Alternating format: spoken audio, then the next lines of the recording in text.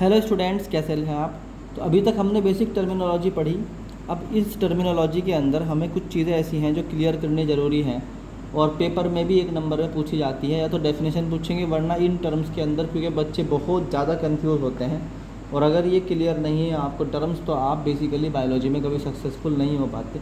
तो कभी कभी आपसे डिफरेंस पूछ लिया जाता है, ऐसा ना हो कि आप कंफ्यूज हो गए हो। For example, what is the difference between heredity and genetics. तो heredity is the process of transmission of the character from one generation to next generation या another generation.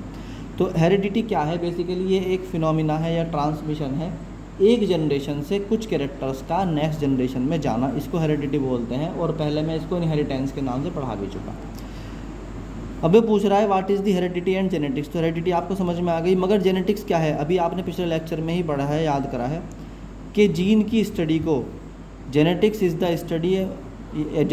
The branch of science that deals with the heredity. Heredity कहाँ से आती है? एक जो generation है वो दूसरी जनरेशन को ट्रांसफ़र करती है, कैरेक्टर्स ट्रांसफ़र करती है जीन्स में।